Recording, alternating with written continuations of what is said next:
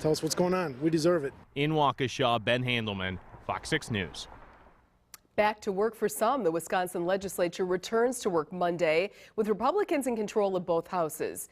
Economic issues top of the list of concerns for both sides. Fox 6's Mike Lowe sat down with both Democrats and Republicans to discuss their priorities. It's all in tonight's Political Lowdown. And good evening, Mary. Both Democrats and Republicans say their top priority remains passing bills that make it easier for companies to create jobs.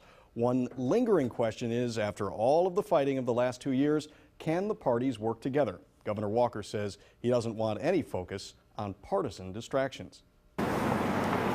From the outside, the state capitol appears frozen, still covered in snow.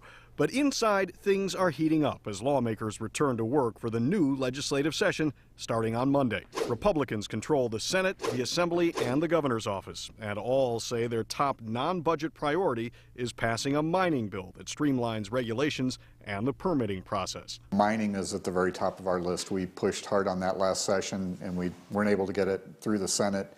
So I think we're going to be leading off with that. Last session, a mining bill died when Republican Senator Dale Schultz sided with Democrats, saying the Republican proposal weakened environmental protection. That'll be a bill that's going to truly challenge that promise to bipartisanship that many of his colleagues made over the campaign season. Milwaukee Democrat Jocasta Zamarripa sits on the Assembly's Jobs, Economy, and Mining Committee. So I'm looking forward to ensuring that that bill is going to bring jobs here to Wisconsin, but at the same time not compromise our natural resources. I want to pass a bill that leads to a mining company hiring thousands of people and thousands of people being hired because of that, and environmentally sound mining. The governor says he wants a new mining law passed by the spring. Meantime, he has spent several weeks traveling the state laying out his priorities for the next 2-year budget. He wants to work on job creation, workforce development, education reform, government waste elimination, and transportation investment. I was elected to hone in on these things. These are the 5 priorities I'm going to point out.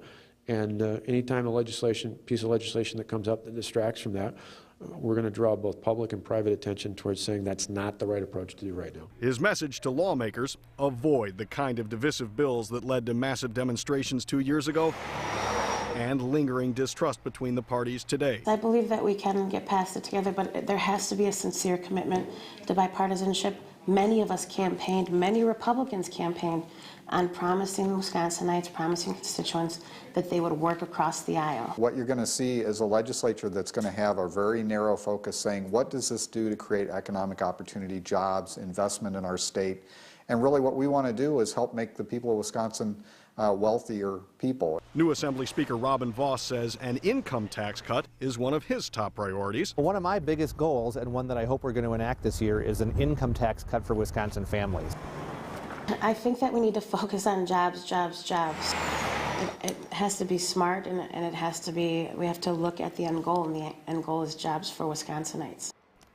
And the new Assembly Speaker Robin Vos wants to get the session started on a note of bipartisanship, and he'll host a reception for both Democrats and Republicans tomorrow evening. Ted and Mary, back to you. All righty, Mike, thank you. You've heard the saying, image is everything. So when the image of your home goes